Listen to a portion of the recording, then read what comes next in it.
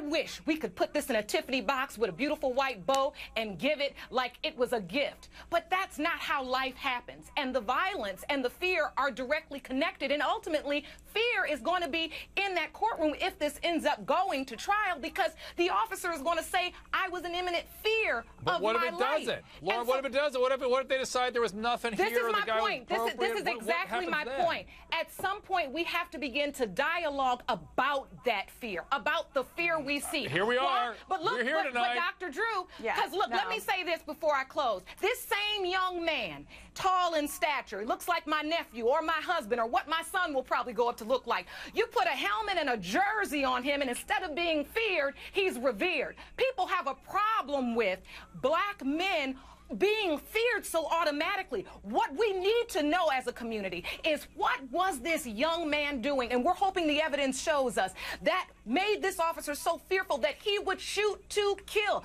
Witnesses are saying he was running away and still being shot at. We do not understand. We need answers, and answers require dialogue, but dialogue requires the truth, because we're not falling for the okie doke. It requires facts. We need facts. Vanessa. Yes, thank you. It requires facts. In response to what Lauren said, I had never said that we do not want to have the conversation about fear. I've actually been very vocal in the fact that irrational fear is the reason that Mike Brown might be dead today, that it might be the reason that he's dead today. And it's that irrational fear that that white man may have been fearful of a black man for no apparent reason. I've been very vocal about us talking about that. Listen, and Vanessa, some of the craziness of some of the psychological literature I've seen shows that it's not just white men fearing black men, it's also black men feeling and that's what I said. What is that all about? America's problem. It's America's problem, but in this case, unfortunately, it is a race issue in this case, because the officer was white and because Mike Brown is black, and there is that irrational fear. But I said it last night, we need to, if we're going to move forward, we got to take it back, and we can't be afraid of that conversation, and people need to be honest. If you walk down the street and you feel like you need to cross it because you see a black man, tell me, so then we can have some honest dialogue, so that I can say and give you a list of reasons why you don't have to be.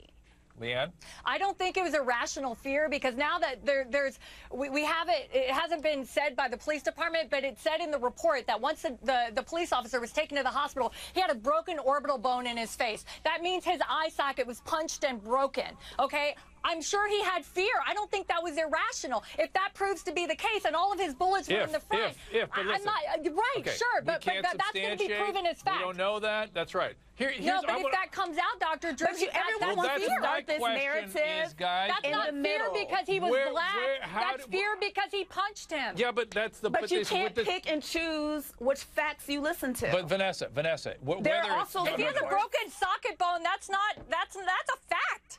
Yeah, Vanessa, let's just say, just for speculation, forget, we're sitting here speculating about stuff we have no knowledge.